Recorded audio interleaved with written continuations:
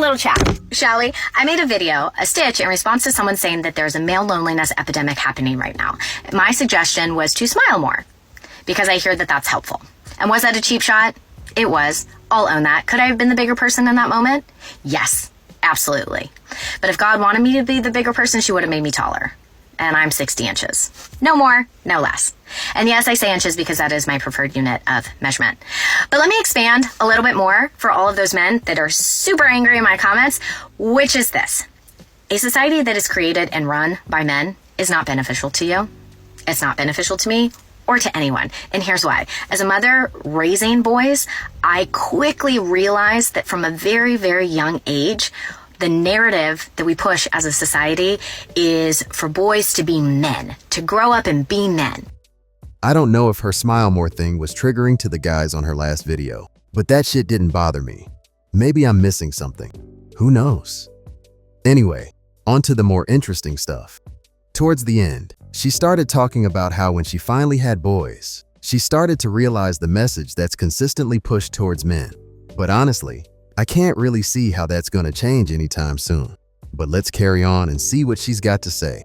But no one actually says what being a man is. They just say what being a man isn't, which is being a woman, exhibiting feminine qualities and behaviors. And what are those qualities and behaviors? Empathy, compassion, love, human connection in the form of expressing and communicating your feelings. All of those things are bad. All of those things are negative. While I don't really recall anyone talking to me about what being a man is or isn't, what I did learn growing up was the kind of things that women would respond to positively. When she talked about men displaying certain feminine qualities, I think one of the reasons men see them as a negative is because those things don't help when a man's trying to get with a woman, at least initially. I honestly think there's a time and place to display some of those feminine traits, like when you're in a relationship. But even then, a lot of guys have learned to be careful about how much they choose to expose themselves to their partners because that shit's often used against them later on. In any case, men aren't as expressive as women when it comes to their emotions, and this is something that's developed over thousands of years. From an evolutionary standpoint, men and women simply have different ways of surviving in the world. Back in the day, and I'm talking way back, men were usually the protectors and providers, and to do this effectively, they had to focus on the task at hand. If they got too emotional about shit, it could be dangerous.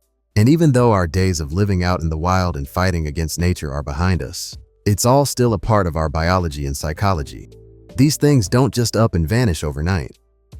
Now, on top of all that, there's cultural programming, which is what she's talking about in this video.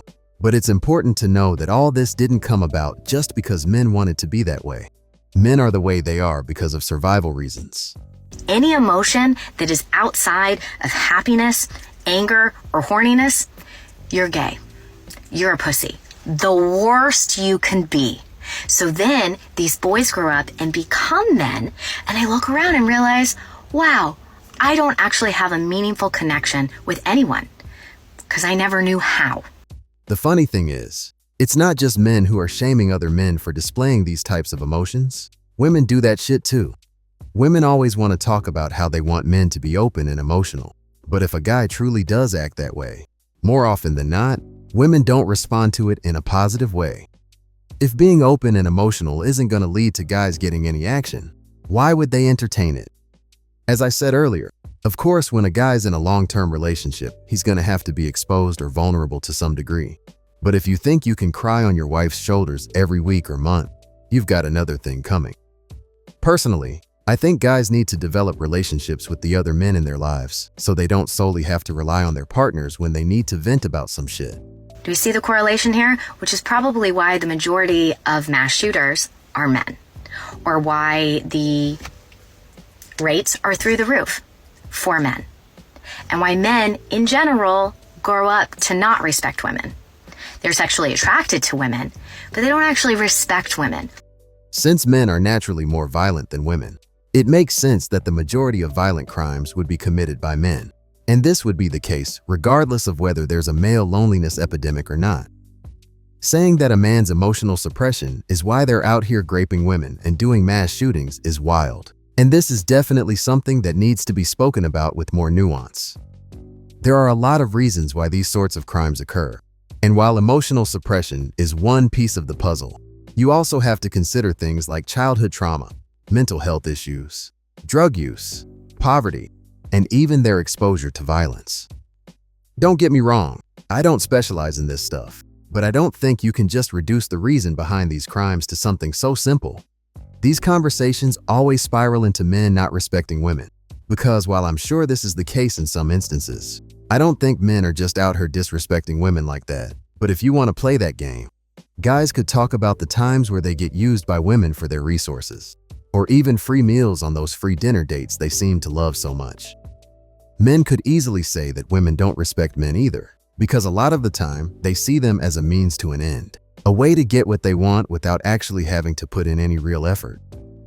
Anyway, while there are men out there who are struggling to create or maintain relationships, it doesn't mean they don't respect women. It's more likely that they just have poorly formed attachment styles, so they struggle to connect with anyone, not just women.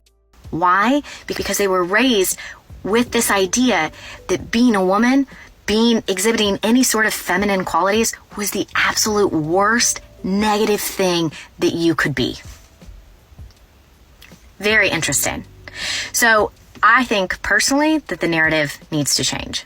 And that starts with all of us, especially if you're raising boys, because what we've been doing is clearly dangerous and damaging. Just food for thought. I don't think men or boys are directly taught that being feminine is the worst thing.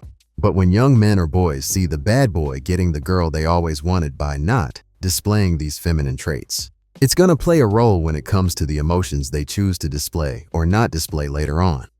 Personally, I don't think there's anything wrong with teaching boys how to be open with their feelings. But at the same time, I'd always say to be careful about who you open up to, because there are people out there who will use your pain against you. And while this sounds pessimistic, it's just how it is, and I've experienced it myself, which is why I'm still reluctant to this whole thing.